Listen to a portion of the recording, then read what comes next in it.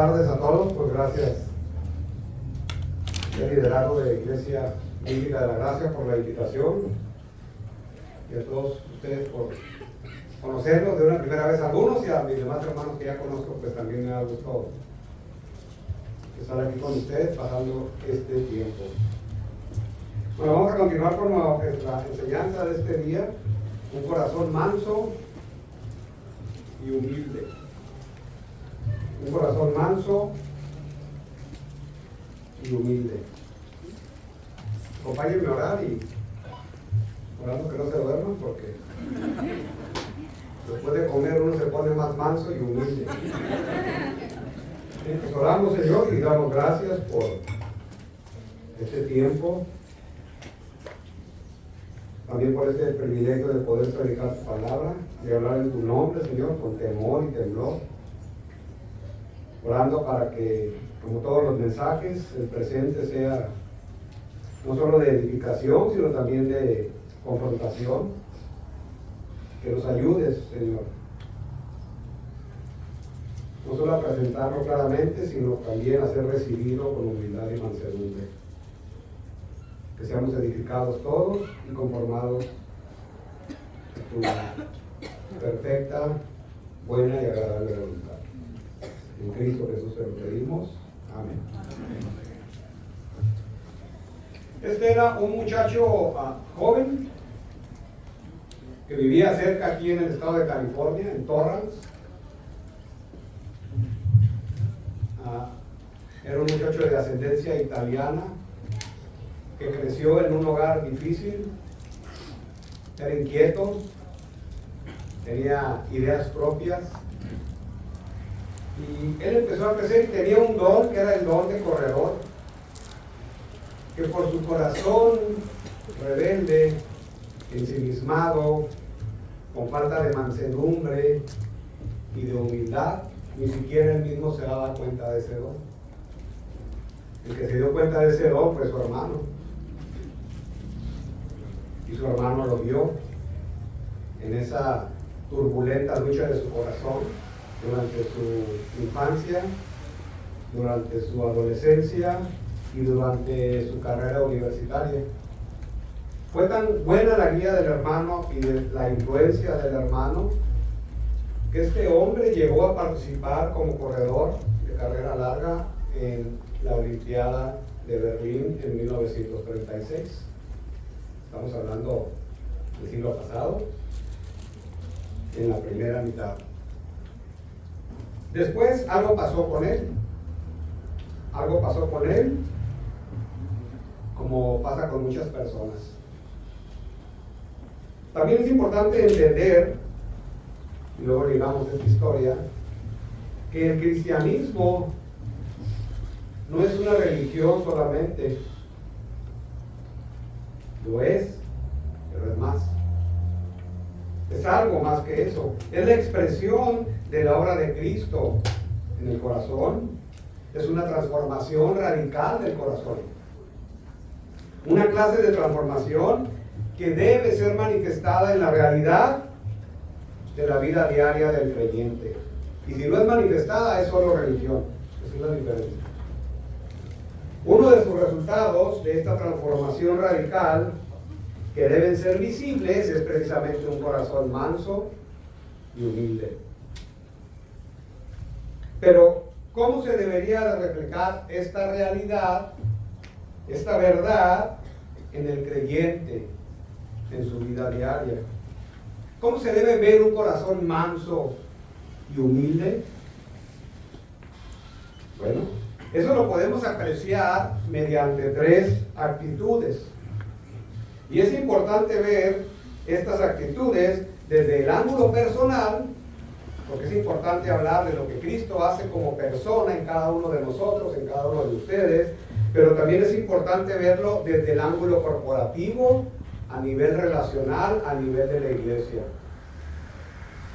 Es decir, cómo opera ese corazón manso y humilde en la vida de la iglesia. De tal manera que en esta ocasión vamos a poder examinar, presentar Tres actitudes de un corazón manso y humilde. Tres actitudes.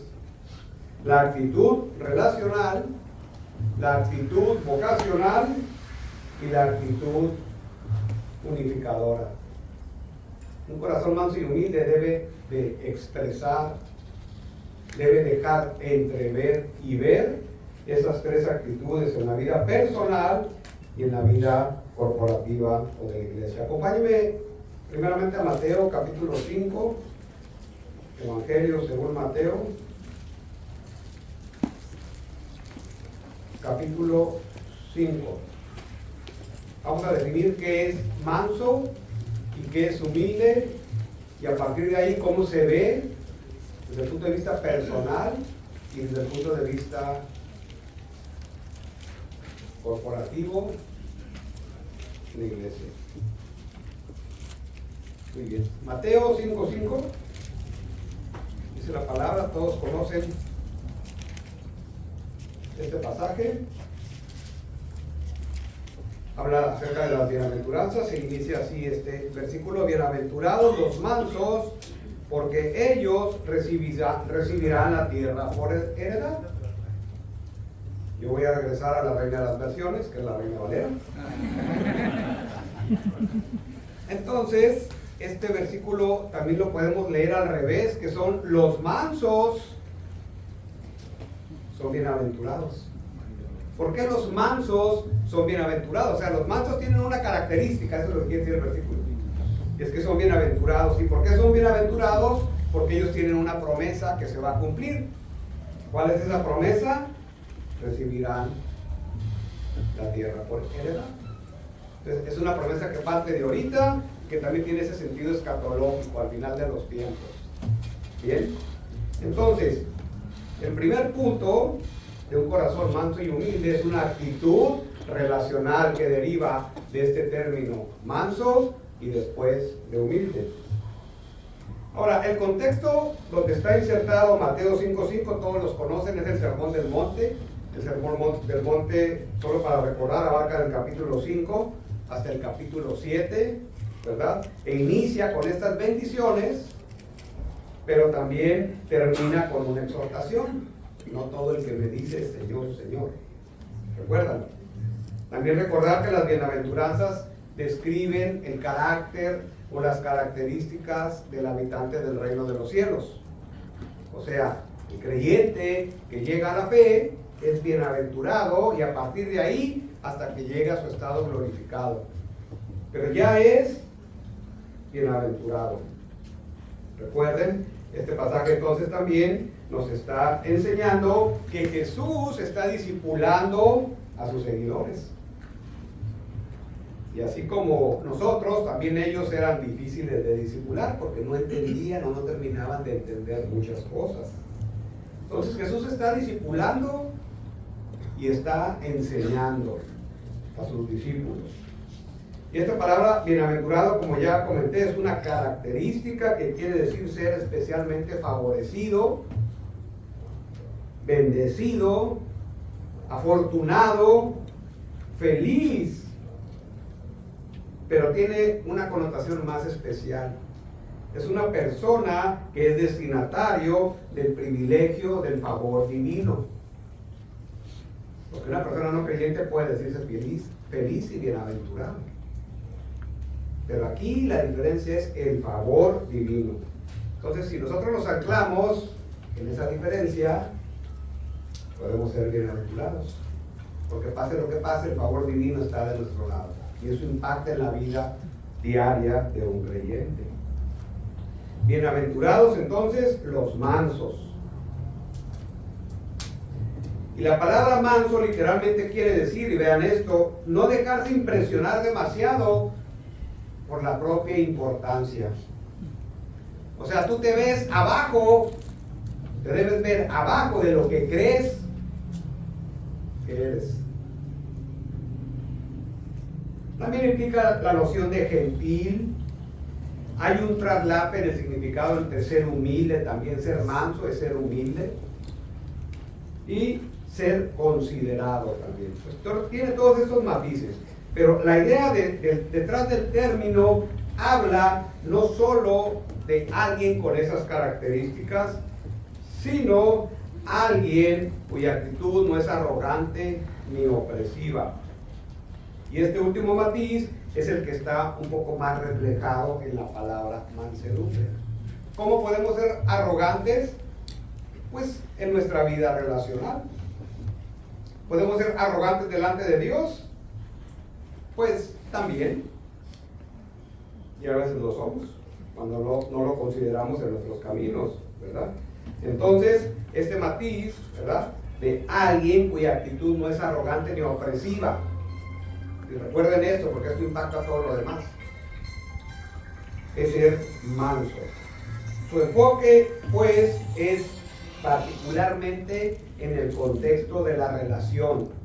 Por eso el primer punto es la actitud relacional de un corazón manso y humilde. Y esto tiene que ver con la relación que tiene un creyente con otro creyente y la relación que tiene un creyente con Dios. Entonces, ese aspecto relacional vertical y horizontal. Bueno, acompáñenme al Salmo 37 porque este pasaje Jesús tiene en mente el Salmo 37 y para poder entender mejor el significado, vayamos por un momento al Salmo 37.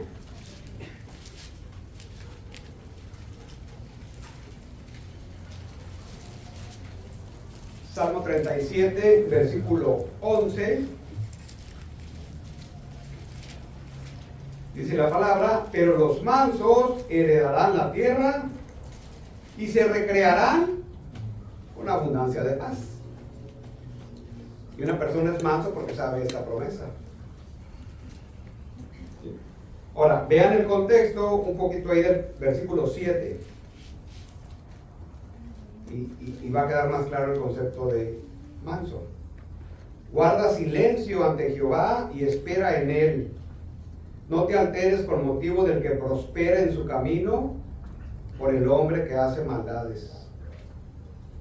Deja la ira, desecha el enojo, no te excites en manera alguna a hacer lo malo, porque los malignos serán destruidos, pero los que esperan en Jehová, ellos que heredarán la tierra.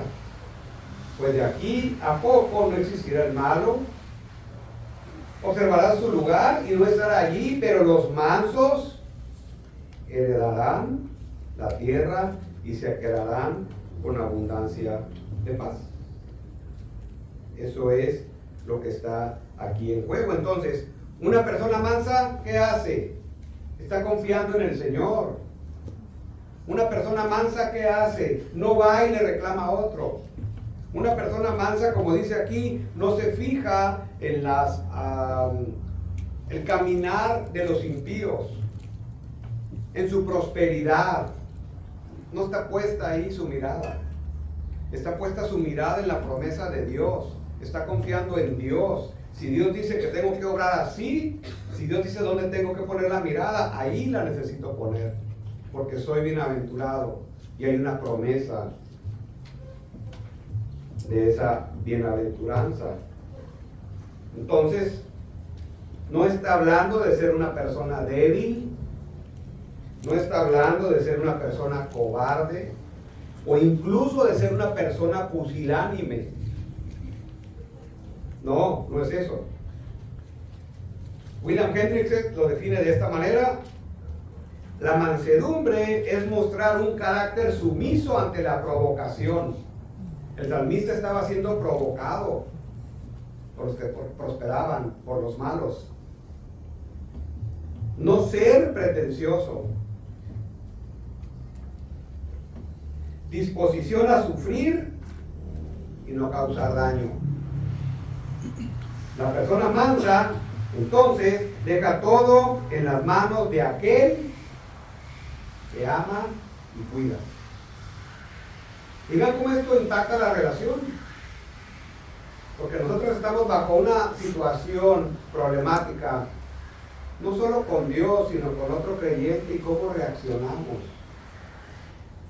¿Qué dice el Salmo 37? ¿verdad? Déjaselo al Señor. Claro, hay un problema y hay que atenderlo, ¿verdad? Un problema relacional. Pero hay que atenderlo conforme a como Dios dice.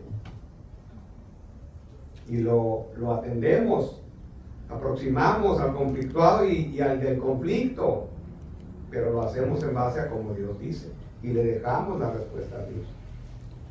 Ese es el manso, ¿sí? Es mostrar ese carácter, ¿verdad? Disposición a sufrir. Y no está hablando que el creyente tiene que sufrir siempre, no está hablando de eso. Si es necesario sufrir, hay que sufrir. Y usted lo puede ver en la vida de todos los apóstoles. Ellos sufrieron. Y sufrieron en serio. Ellos fueron mansos. Porque cuando la circunstancia les mandó sufrir, lo hicieron. ¿Por qué? Porque están pensando en la bienaventuranza. Porque están pensando en la promesa. Porque el Espíritu Santo está obrando en ellos. Ese es un fruto espiritual. Eso tiene que quedar muy claro. Es que somos llamados a sufrir. Sí, sí somos. También. El cristianismo eso implica sufrimiento a veces. Y es lo que a veces no nos gusta, ¿verdad? Pero esta es una promesa. ¿Cómo vamos a reaccionar ante ella? Bueno, ejercitando nuestro carácter de bienaventurados. Mansamente. Humilde. Acompáñame ahí más adelante, 11:29. Mateo, ahí mismo es Mateo 11:29.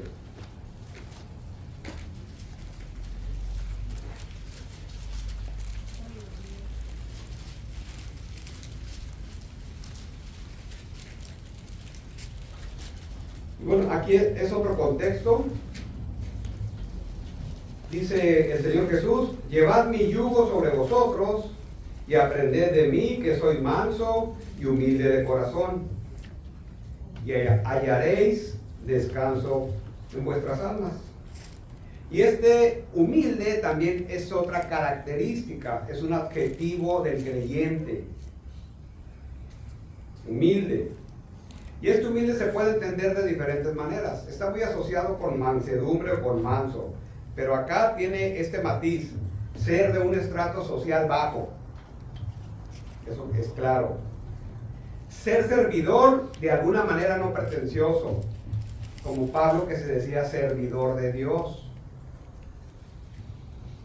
Y este último matiz de no ser pretencioso es el que está detrás de la idea de humildad en este pasaje. Eso es lo que está pensando el Señor Jesús. Ahora, ¿cómo entendemos esto en su contexto? Vamos a ir al contexto. Por ejemplo, esta palabra Lucas la utiliza en el capítulo 1, versículo 52. Quitó de los tronos a los poderosos y exaltó a los humildes. Hablando de Dios. Es la misma palabra. Santiago 1:9, el hermano que es de humilde condición, gloríese en su exaltación. Aquí el matiz es humilde condición, es de un bajo nivel social, un bajo nivel socioeconómico. Santiago 4:6, pero Él da mayor gracia. Por esto dice, Dios resiste a los soberbios y da gracia a los humildes. Es el contraste entre ser una persona humilde y uno soberbio, uno que no lo es. Primera de Pedro 5:5, igualmente jóvenes, están sujetos a los ancianos y todos sumisos unos a otros, revestidos de humildad. Esa es la palabra. Porque Dios resiste a los soberbios y da gracia a los humildes. Entonces vean cómo estos versículos están en términos también de relación, términos relacionales. El ser humilde implica esa práctica en nuestras relaciones. Ahora, ¿cómo la está usando el Señor Jesús aquí en Mateo capítulo 11, versículo 29? Vemos un poquito el contexto. Dice el Señor: llevad mi yugo sobre vosotros y aprender de mí, que soy manso y humilde de corazón, y hallaréis descanso para vuestras almas. Interesante.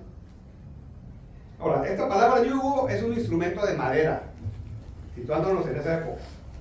Es un instrumento de madera que se utilizaba para unir dos animales, ¿verdad? Generalmente dos bueyes, y los ponían a arar, los ponían a trabajar, a cargar. Se asume que es más fuerza y se asume que el trabajo es más fácil, ¿verdad? Por lo tanto, digamos que la vida media de los animales pues era un poquito mayor. Ese es un yugo, literalmente. Pero también había un yugo, una especie de yugo que era también podía ser de madera o de metal inclusive, que usaban algunos trabajadores para llevar carga sobre su hombro. Entonces no es lo mismo cargar algo en un hombro que cargarlo en dos. El objetivo es repartir la carga y de esa manera se aligera un tanto más la carga. Había también yugo en el hombre. Y este yugo, cuando lo utilizaba el hombre, porque el hombre normalmente era parte de la servidumbre, se utilizaba como algo peyorativo, ¿sí? Como algo de baja clase, de baja estima, ¿sí? Ahora, ¿cuál es el punto del yugo? Uno de ellos era la imposición voluntaria de la carga, involuntaria. Era el trabajador y pues tenía que cargar. Oiga, pero yo no quiero, pero es tu trabajo. En ese sentido, ¿sí? Y obviamente la servidumbre que esto implicaba. Así es como se veía una persona que cargaba su yugo en el Antiguo Testamento. Era algo, digamos, casi como despreciable, pues. ¿Sí? Ese es el contexto. Ahora, Jesús está utilizando aquí la palabra yugo porque en la literatura judía, ¿verdad?, intertestamentaria, los rabinos, que eran los maestros judíos, empleaban el yugo también, esta palabra, para denotar escuela. Tal como muchos alumnos encuentran ahora que la escuela es un yugo, ¿verdad? Pero Jesús ofrece refrigerio en su escuela y promete aligerar la carga, porque Él es un maestro manso y humilde. Lo que antes era vicio y servilismo, como se veía en el Antiguo Testamento, Jesús lo transforma en una virtud. De algo negativo, Jesús lo está transformando en algo positivo, en una virtud. Jesús promete que encontraremos el yugo cómodo y la carga aligerada por su ayuda. O sea, Jesús nos aligera y enaltece, convierte en virtud el yugo. Ahora, ¿cómo es esto? Entonces, ¿qué es tomar el yugo? Como dice Jesús. El yugo implica aprender. Eso es lo que está diciendo Jesús. Implica aprender. La palabra yugo se asociaba a la enseñanza entonces en la literatura judía y Jesús la está citando y Jesús la está aplicando y elevando la connotación de esta práctica de enseñar. Por eso Jesús dice, tomar el yugo sobre ustedes, literalmente. Y este implica el verbo para aprender, llevar mi yugo sobre vosotros y aprender. Y este verbo aprender es el mismo verbo que se utiliza para la palabra discípulo. Discípulo. Y obviamente es un imperativo. Entonces, si tú quieres seguir a Jesús, ¿qué tienes que hacer? Tomar tu yugo. Aprender, entonces, ¿qué? Las enseñanzas de Jesús. Las palabras de Jesús. No es pesado. No es una carga comparada con la carga que los rabinos judíos llegaron a implementar, más de 600 regulaciones derivadas de la Torá, de los mandamientos. Y Jesús les reclamó a los escribas y fariseos, ustedes ponen carga sobre ellos que ni ustedes mismos pueden cargar. Ponen miles de enseñanzas que se han inventado que no venían en la palabra. Ciertamente las derivaron. Entonces, ese yugo implica varias cosas. Una es obediencia en lugar de esclavitud. Obediencia de lo que se aprende a través de las enseñanzas de Jesús. Y eso no es pesado. Lo que hace la diferencia en un yugo del Antiguo Testamento o en el yugo como virtud en Cristo, ¿cuál es? El tipo de maestro. Por eso Jesús dice, yo no soy como ellos, yo soy manso y humilde. Y es como emplea y donde emplea la palabra humilde.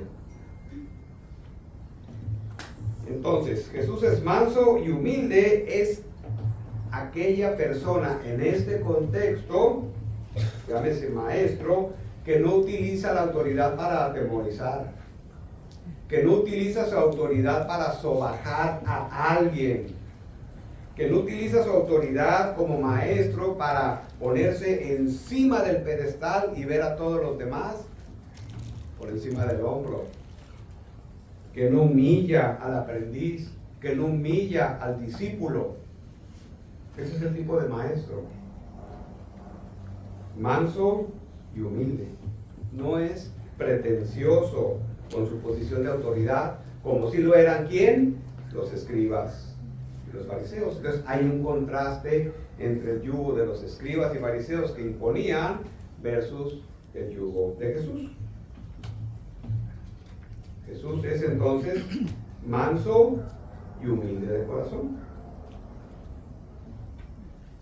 Bien, entonces es este contraste. Ser humilde, ser manso, que es el carácter de Jesús, es aprender del carácter de Jesús y es ser como Jesús. Hay un contraste, pues, entre lo que Jesús está enseñando en su contexto comparado con lo que enseñaban los escribas y fariseos acerca del yugo. Y si no hay un corazón manso y humilde, entonces no se puede hacer de esta manera como Jesús lo hacía. Jesús nunca fue pretencioso, nunca sobajó a sus discípulos. Llegó a tener a veces esa ira santa, ¿verdad? Ese de decir, ¿hasta cuándo los voy a aguantar? Porque los discípulos como que a veces no entendían. Pero el Señor sabía lo que estaba haciendo. Y el Señor los preparó muy bien. Y eso es hermoso. Entonces, el Señor es de un corazón manso y humilde. Tiene que ver de nuevo con ¿qué? Con nuestra vida relacional. ¿Nosotros podemos ser mansos y humildes delante del Señor y lo debemos ser? Sí. Pero ¿qué tal con nuestra vida relacional? Si eres maestro, si eres discipulador, si eres maestro de niños en la iglesia, o simplemente estás enseñando a otro hermano, o ni siquiera lo enseñas a tomar el yugo que es ligero y fácil de tomar. Y cuando haces eso, entonces, ¿cuál debe ser tu actitud? Manso y humilde, como Jesús. Ese, pues, es el ángulo personal de esta característica de un corazón transformado, un corazón manso y humilde. Ahora podemos observar cómo debe ser y aprender del Señor Jesucristo, ¿sí? Para con Dios y para con los demás. En el ángulo personal, pues, tiene que ver con nuestras relaciones. No es solamente tú solo, porque es muy fácil ser cristiano uno solo, ¿verdad? Yo soy el cristiano solitario. Pero cuando empiezas a tratar con otra persona, ya la situación cambió. Ya ser manso y humilde ya no es lo mismo. ¿Ven la diferencia? Es un fruto espiritual. Entonces, ese es el ángulo personal. Y necesitamos desarrollar este corazón manso y humilde como nuestro Señor nos enseñó. Ahora, no es algo que nosotros desarrollemos por sí solos, ya hemos visto a lo largo de la mañana, sino que es producto de un corazón transformado por el Espíritu Santo. Es una obra espiritual. Entonces, si ustedes se fijan, partimos de un corazón rebelde que nunca jamás se va a poder acercar a Dios. Luego nos enseñaron, ¿verdad?, que Dios espera que vengas en arrepentimiento. Y luego nos enseñaron que ya que te arrepentiste y creíste, empieza la verdadera batalla campal. Pero Dios no nos ha dejado solos, ¿verdad? Como ahorita aprendimos, el Espíritu Santo es nuestro ayudador. Y ahora que sigue entonces, mostrar esa obra en nuestra vida diaria. ¿Ven cómo es una relación? Todo está relacionado. Una cosa no se puede dar sin la otra. Pero se tiene que ver en la vida diaria. Se tiene que ver en la vida de la iglesia. No nada más en ti como algo individual, sino algo corporativo en la iglesia. Y me voy a enfocar un poquito más a este punto de la iglesia. Entonces, manso y humilde implica aprender y depender de Cristo y estar sometidos a Él. Implica una relación personal con Cristo. Pero también implica someternos a su señorío, porque ahí es donde batallamos. Es como Cristo dice, no, es como yo digo. No, es el señorío de Cristo. Pero también implica aceptar a veces la ayuda y consejo piadoso de los demás. Y ahí también batallamos. Un corazón manso y humilde acepta que necesita ayuda. Y Dios provee la ayuda a través de ¿quién? De corazones piadosos, de hermanos piadosos. Cuando me refiero a hermanos, es hermanos y hermanas. Claro, no me gusta el lenguaje de género. ¿Okay? Hermanos, todos. Pero esta actitud relacional de un corazón manso y humilde debe también entonces tener esa expresión más allá de lo personal. Creo que eso ha quedado claro. Es decir, debe de apreciarse en un ambiente corporativo. Esto es a lo que me refiero con el ángulo eclesial, que es la iglesia, en la vida de la iglesia. Si nosotros podemos entender el primer punto, la vida en la iglesia es más fácil. Porque toda la iglesia, en todas las iglesias, hay problemas. Hay situaciones relacionales. Algunas son terribles. Situaciones matrimoniales. Relaciones entre los mismos hermanos. Que algunos no se hablan porque lo miraron feo, porque no lo saludaron, porque hablaron mal. Entonces, esas son realidades de las iglesias. ¿Cómo tratamos con esas realidades? Y ese es mi punto y esa es mi preocupación también de este asunto, porque lo vivimos, lo vemos. Y el nombre de Cristo está en juego, y si no entendemos que el nombre de Cristo está en juego en nuestra iglesia, entonces no hemos entendido nada. Porque no se trata de ti. Que sí se trata, pero más de ti, de Cristo. Entonces, eso nos lleva a nuestro segundo punto, la actitud vocacional de un corazón manso y humilde. Acompáñenme al libro de Efesios.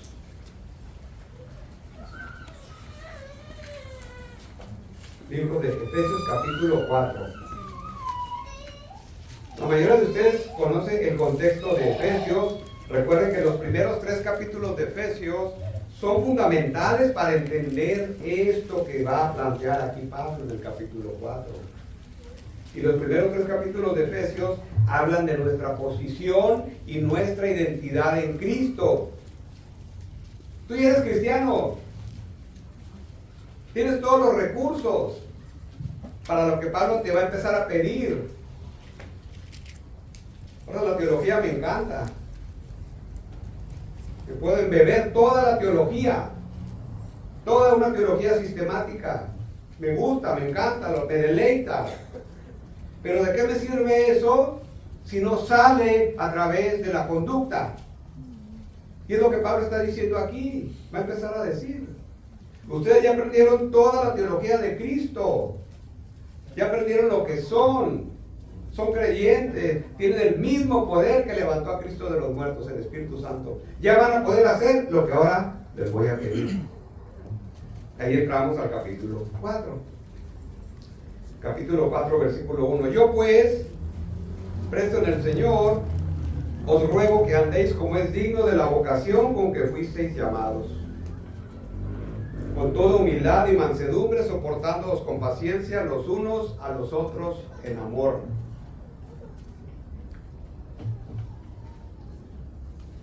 bueno, a este punto le llamo una actitud vocacional porque está hablando de la vocación del creyente, de su llamado, de lo que ahora dice ser, por lo que ahora es.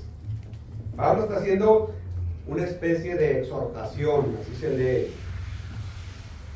Yo pues, preso en el Señor, os ruego, como consecuencia de su fe que han declarado, y como consecuencia de su nueva posición e identidad en Cristo, hay una acción que necesitan tomar de ahora en adelante.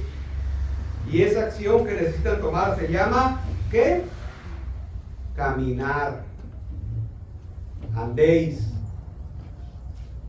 Escucha bien, andéis. Bueno, pero todos podemos caminar. ¿Qué clase de caminar va a ser ese? Y viene ahí lo que llamamos un adverbio, que es la manera como debes caminar. Digno. Y eso a veces se nos pasa. Digno. Caminar dignamente. ¿Por qué dignamente? Porque ahora estás representando a Jesús. Caminar dignamente. ¿Digno de qué? De tu nuevo llamado. Ahora eres cristiano. Digno de la vocación con que has sido llamado. Ahora eres creyente. Ahora eres cristiano. Ya tienes todos los recursos para que puedas andar. ¿Cómo? Dignamente. Esa actitud vocacional que debe haber en nuestra vida diaria.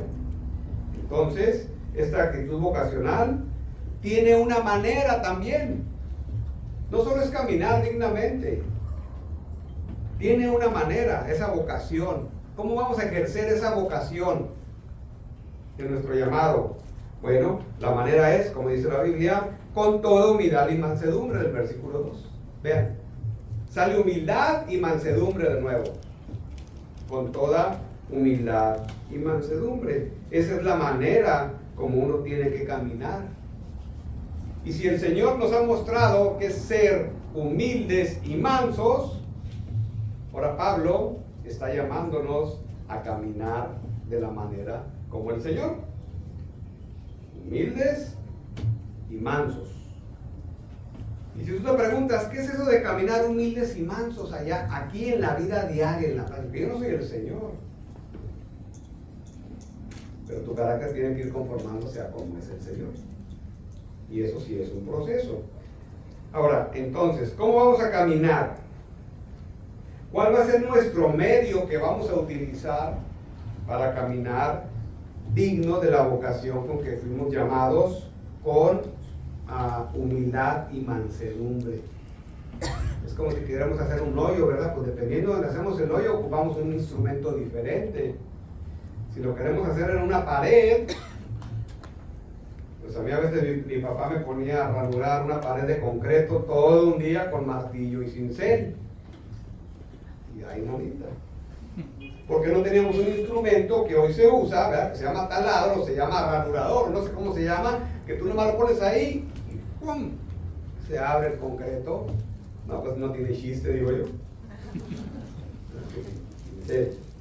Si quiero hacer en la tierra, bueno, un instrumento similar, pero tiene otra herramienta final, ¿verdad? Entonces, así es lo mismo para caminar con toda mansedumbre y humildad. ¿El medio cuál es? Negativamente, 1, soportándonos con paciencia los unos a los otros en amor. Y a veces qué difícil es soportándonos con paciencia los unos a los otros en amor. Y esto no se puede dar, hermanos, si no tienes un corazón manso y humilde. Porque soportar es cargar. Soportar se puede entender como cargar a alguien en su necesidad. Soportar se puede entender como aguantar a alguien aunque yo no quiera. Ya no lo soporto. pues lo tienes que soportar. Pero aquí soportar de un corazón manso y humilde, ¿qué es entonces? Es interesarse por la vida de este hombre o de esta mujer que tiene un problema. Y así va la cadenita en la iglesia. ¿Cómo lo vamos a soportar? Con paciencia y con amor. Y a veces ese no es el problema, nos falta amor. ¿Y qué es el amor? Pues ve y aprende de Cristo. ¿Cómo hacía Cristo las cosas? Pues tú hazlas igual. ¿Cómo trataba al pecador? Arrepentido y al no arrepentido. Eso es amor. A veces se ocupa, ¿verdad? Disciplina instructiva y disciplina correctiva, pero en amor. Así nos soportamos unos a otros. Pero a veces en nuestras concepciones del mundo, de las relaciones, las metemos a la iglesia y obramos de una manera diferente que no es conforme a la voluntad de Dios, que no es conforme a un corazón manso y humilde. Segunda manera, segundo medio. Vean esta palabra, solícitos en guardar la unidad del Espíritu en el vínculo de la paz. Solícitos también se puede entender, vean, esta me gusta, es de manera positiva, solícitos. Ser especialmente concienzudo al cumplir una obligación. Que tienen que hacer esa ranura de arriba abajo en el concreto, pues si yo soy solícito, lo voy a hacer aunque me lleve todo el día. De hecho lo hice, me cortaron mis manitas, pero lo hice. Vean, ser celoso, esforzarse al máximo. Es que ya lo intenté, no quiso. Esforzarse al máximo. ¿Por qué? Por mantener la unidad en el Espíritu. Eso implica una vida relacional en la iglesia. Implica hacer todo lo posible, solícito, para mantener la unidad. Y la unidad se ve afrontada en una iglesia de diferentes maneras. Y a veces consideramos algunas de esas maneras como algo intrascendente, como un chisme o un rumor. Y eso enciende un fuego en una iglesia. Y eso afecta la unidad de la iglesia. Y entonces, ¿qué tengo que ser yo? Solícito en la unidad del Espíritu. El Espíritu nos pone ese deseo. El Espíritu nos pone esa convicción. Si yo estoy viendo en mi iglesia que alguien está amenazando la unidad, yo tengo que ir con esa persona. Tengo que ser solícito y pedir a la persona, haz tu máximo esfuerzo de dejar de hacer lo que estás haciendo que atenta contra la unidad de la iglesia. Y pueden ser cosas muy escondidas o pueden ser cosas muy evidentes. Pero hermanos, aquí dice primero por el lado, soportándonos y luego siendo solícitos. Un corazón manso y humilde será digno de su llamado en estos aspectos de su vida.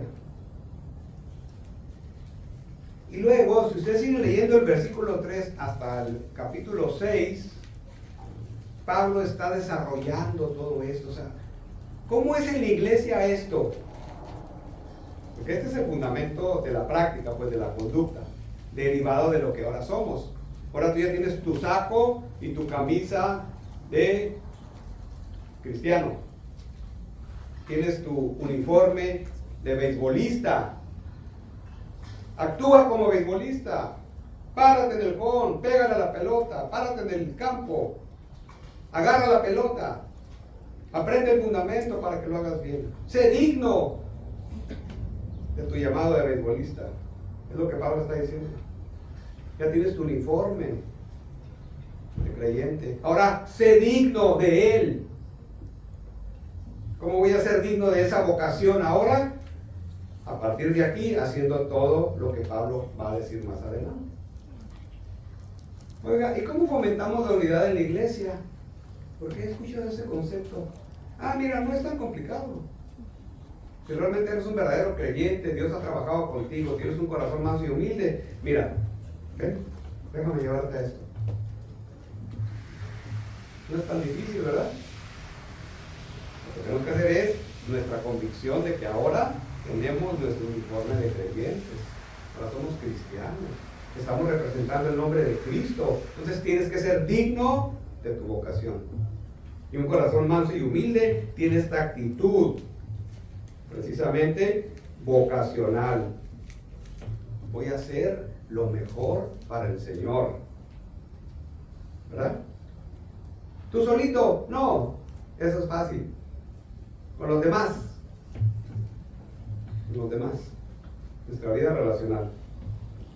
Entonces, un corazón manso y humilde se expresa con esa actitud relacional, con esa actitud vocacional, pero también es importante una expresión más que se debe de reflejar en la vida de la iglesia. Y ese es nuestro tercer y último punto. La actitud unificadora de un corazón manso y humilde. ¿A qué me refiero con actitud modificadora? A esa clase de actitud que promueve la unidad en la iglesia. Y va relacionada con la anterior. Lo que pasa es que en la anterior, para ser dignos de nuestro llamado, necesitamos también fomentar la unidad en ese corazón manso y humilde. Bueno, acompáñenme ahí a Primera de Pedro, capítulo 3, versículo 8.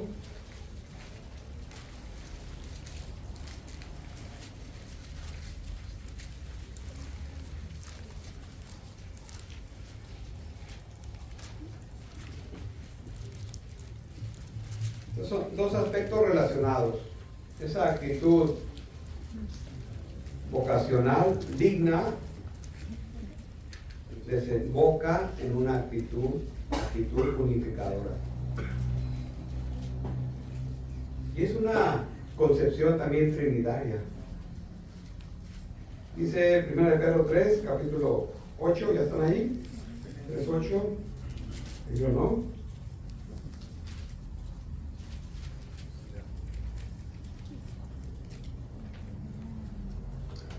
Dice Pedro, finalmente sed todos de un mismo sentir, compasivos, amándoos fraternalmente, misericordiosos, amigables.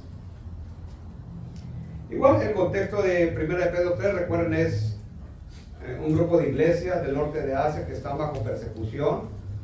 Pablo está preocupada por todo ese grupo y empieza a animarlos a través de la carta. Habla acerca de el matrimonio, cómo debe ser la relación matrimonial. Lo pone ahí en medio de su carta. Es algo fundamental para Pedro. La relación matrimonial expresa el papel del hombre, el papel de la mujer. Y luego a partir del versículo 8 empieza una nueva sección. Y por eso él dice, finalmente, sed todos de un mismo sentir, compasivos, ¿verdad? Y entonces, en el versículo 8 habla particularmente de las actitudes apropiadas y el carácter de la conducta cristiana, en un sentido positivo. Si quieren ser todos de un mismo sentir, esa es una parte de la conducta cristiana, que deriva de un corazón manso y humilde. El versículo 9 hace un contraste entre la respuesta del creyente y el versículo 10 al 12, ilustra con el Salmo 34 estas características, estas cualidades que Dios demanda de su pueblo. Entonces vean aquí, finalmente, todos, y aquí en este versículo lo que importa es todos, está haciendo un llamado a la iglesia o a las iglesias a las cuales se dirige, todos. Y luego ilustra las 5 cualidades que reflejan esa actitud unificadora, esa actitud de unidad. 1, un mismo parecer, un mismo sentir. Un mismo parecer traduce la idea que hay unidad de propósito. La iglesia debe tener una unidad de propósito, o sea, todos tenemos que caminar unidos. ¿Cuál es el propósito de la iglesia? Primero, glorificar a Cristo. Y luego, edificar a los hermanos. Pero ese es unidad de propósito, y todo lo que tenemos que hacer y debemos hacer tiene que llegar a ese punto de glorificar el nombre de Cristo. No somos nosotros primariamente, es el nombre de Cristo. Ser compasivos, que también quiere decir ser empático, sobre todo cuando hay problemas relacionales. Puedes tener empatía por un hermano que está en un problema. Practicar el amor fraternal. El amor fraternal aquí en el original es esa clase de amor que se da entre hermanos filiales de la misma familia, aunque a veces uno parece como perro y gato, ¿verdad? Pero se da en el fondo, hay ese amor por nuestra familia, ¿no? Entonces, ese amor fraternal debe ser reflejado ahora en tu nueva familia en la iglesia. O sea, no eres extraño, no deberías de ser un extraño en la iglesia, no deberías de ser un solitario, no deberías de dar prioridad a tu amor por el incrédulo sobre ahora tu amor fraternal por tu hermano de la iglesia. No debería ser así. Ese es el amor fraternal. Eso no quiere decir que tu familia no importe, claro que sí, es muy importante, pero ahora tienes una nueva familia y una nueva relación, y ahí necesitas practicar el amor fraternal. Por eso la iglesia, el cristiano no puede vivir ajeno a la iglesia, porque no va a cumplir el propósito para lo que Cristo lo llamó, su vocación digna. Fuera de la iglesia no lo puede hacer, tiene que ser dentro de la iglesia. Misericordiosos. El mejor lugar para practicar misericordia es la iglesia. Humildes, como ya vimos, humildes en todo sentido. Entonces, aquí hay una unidad de propósito y son 5 cualidades, 5 características que Pedro está enseñando a las iglesias en su contexto y nos está enseñando a nosotros que necesitamos practicar. Y eso fomenta la unidad en la iglesia. Esta idea de actitud unificadora también la aborda Pablo en Filipenses. Y recuerden que todo esto, estamos hablando de creyentes, son creyentes que han sido ya transformados por el Espíritu Santo y que pueden hacerlo. Filipenses, acompáñenme atrás a Filipenses, capítulo 2, versículo 1.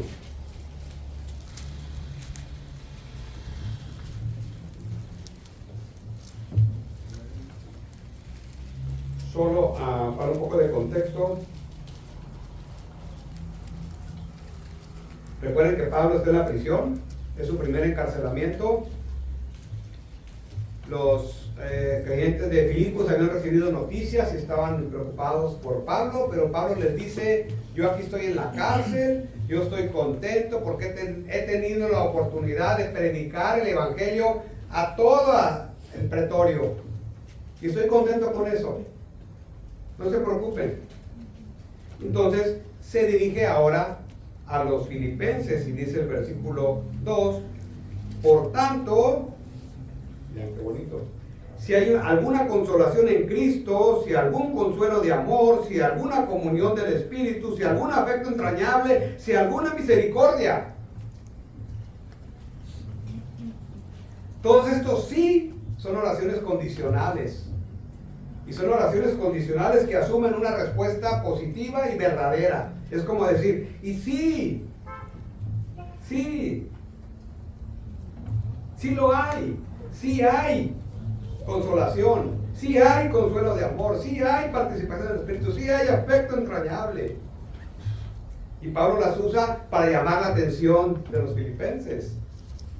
Yo estoy bien, yo no estoy sufriendo y estoy contento, pero ahora quiero, que dice el versículo 2, completen mi gozo. Quiero que mi gozo ahora esté completo sabiendo ¿Cómo están ustedes? Vean la paradoja. Entonces, pero ¿cómo es, diría la iglesia? ¿Cómo es completar tu gozo, Pablo, si estás en la prisión? Bueno, yo ya les he dicho que yo aquí estoy bien, estoy feliz, estoy contento porque Cristo me ha permitido predicar a todo el pretorio y eso me tiene contento. Ahora necesito saber de ustedes. Bueno, ok, Pablo, ya entendimos, pero ¿cómo es eso? ¿Cómo podemos completar tu gozo? Bueno, dice Pablo, les voy a decir 7 maneras. 1. Conservando el mismo amor.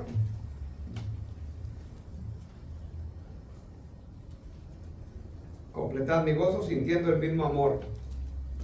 2. Unidos en el Espíritu. Vean otra vez ese llamado a la unidad. 3. Teniendo una mente en común. O sea, ese mismo parecer, estar unidos. ¿Y cuál es nuestra mente en común? Debería ser la mente de Cristo, la palabra de Cristo. 4. No haciendo nada por ambición personal. Y eso atenta contra la humildad. O sea, es el contrario. Ser humildes. Y lo dice en el 5. Sino humildes. No mirando por lo suyo, sino también por los demás. ¿Sí? Y es lo que dice el versículo 2, completad mi gozo, sintiendo lo mismo, teniendo el mismo amor, unánime, sintiendo una misma cosa. Nada hagáis por contienda o vanagloria, antes bien con humildad, estimando a cada uno, ¿cómo? A los demás, como superiores. Y eso cuesta a veces. No mirando cada uno por lo suyo propio, sino cada cual también por lo de los otros, versículo 4.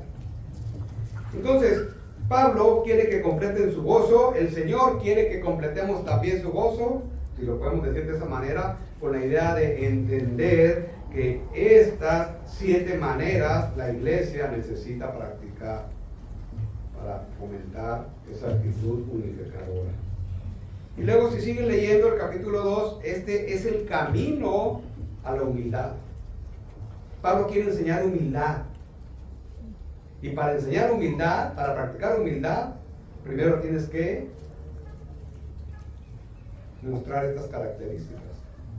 Ya más adelante pone el ejemplo de Cristo, ¿verdad? Como un ejemplo. Pablo no está enseñando propiamente teología, está enseñando el camino a la humildad. Y el camino a la humildad empieza con esta actitud unificadora. ¿Sí? Aquí pues también hay unidad. Ahora, esa unidad llevará a la humildad, o dicho de otra manera, la humildad es un camino para la unidad. Y un corazón manso y humilde debe expresar esa humildad. Es el tema que más adelante desarrolla Pablo. ¿Sí? Entonces, todos podemos hallar en Cristo ese ánimo como Pablo lo encontró durante su encarcelamiento. ¿Cuál es tu circunstancia? La que sea, puedes encontrar ánimo en Cristo. ¿Deberíamos sentir lo mismo? Pues sí. ¿Tener un mismo parecer? Pues sí, porque la iglesia tiene un propósito. Y todos ocupamos caminar unidos. Bien. Entonces, vean cómo en estos ambos pasajes se refleja la unidad, esa actitud unificadora, producto de un corazón manso y humilde. ¿Sí? Ahora, para terminar, volviendo a la introducción, este chico californiano se llama Luis Samperini, el Rayo de Torrance. Vivía aquí cerca, bueno, no tan cerca, en California, de ascendencia italiana, un corredor que participó en las Olimpiadas y después de las Olimpiadas se incorporó a la tripulación de un bombardero en el cuerpo aéreo del ejército de los Estados Unidos durante la Segunda Guerra Mundial. Pero este avión fue tocado por el imperio, la Armada Imperial Japonesa, cayó al mar y la tripulación duró 47 días en el Pacífico inmenso. Ahí duraron perdidos. En el día 47 encontraron la balsa, un barco carguero japonés. No recuerdo si era carguero o militar, pero los encontraron en medio del mar, ya se creían salvados, ellos los rescataron y su sorpresa, ellos tan alegres porque habían sido encontrados después de 47 días y resulta que los llevaron a una prisión japonesa y se acabó el gozo. Este hombre, Luis Zamperini, estuvo 1 año preso en una prisión japonesa como prisionero de guerra. Fue y sufrió todo tipo de vejaciones, particularmente él porque las Olimpiadas en Tokio estaban más adelante programadas. Entonces la agarraron contra él, particularmente un oficial que le apodaban el ave. Y eso obviamente transformó su corazón de una manera horrible. De hecho se le creyó muerto porque duró 1 año preso y en Estados Unidos no se tenían noticias de ellos.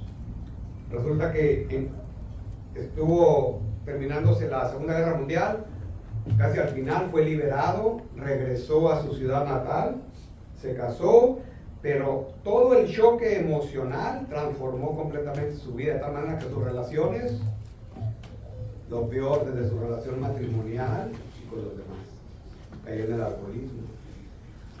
La esposa se convirtió a Cristo y después de varias invitaciones, como buen varón que se rehusaba a ir a la iglesia, un día aceptó a ir a una cruzada evangelística. Y en una cruzada evangelística Dios lo tocó y su corazón fue transformado. ¿Y cómo sabemos que su corazón fue transformado? Por el evangelio de Cristo, porque sus actitudes cambiaron radicalmente. Sus relaciones cambiaron positivamente en todos sentidos. De hecho, se convirtió en un evangelista. Y su corazón fue transformado de tal manera que un día el Señor le puso en su corazón regresar a Japón a buscar de uno por uno a los oficiales que lo tenían en custodia para hacerles saber que Él los perdonara. De hecho, algunos de ellos se convirtieron. Entonces, vean, ilustra, ¿verdad? Ilustra lo que hoy hemos visto. Ilustra un corazón rebelde a Dios.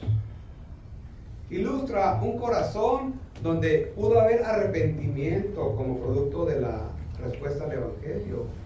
Ilustra una lucha, porque él después de convertido tuvo sus luchas, hasta que un día no se pudo resistir más, sobre todo con los japoneses. Y ese corazón transformado, manso y humilde, lo hizo regresar a Japón y a la prisión donde él estuvo, para ofrecer perdón y ayuda a los japoneses. Es un corazón manso y humilde. Hermanos, estas 3 actitudes, una actitud relacional, una actitud vocacional y una actitud, unificadora, es producto pues de esa obra del Espíritu Santo en nuestra vida, de un corazón transformado, de un corazón que es manso y humilde.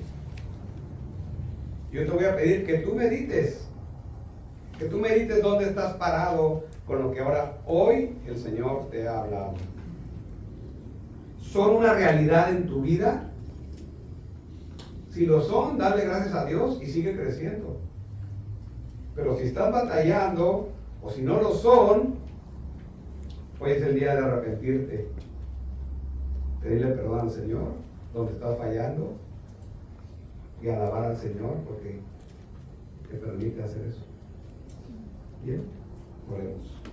Gracias, Padre, te damos de nuevo por tu hermosa palabra, Señor, que nos anima, pero también nos confronta. Oramos para que no solo este mensaje tuyo, Señor, sino todos los otros 3 mensajes puedan caer en un corazón manso y humilde, donde se pueda aceptar en lo que estamos fallando, donde hay oportunidad de corregir, de arrepentirnos, de pedir perdón. Aquellos que no están en ti todavía, Señor, que tú obres esa gracia salvadora en su corazón, esa convicción de pecado, de justicia y de juicio.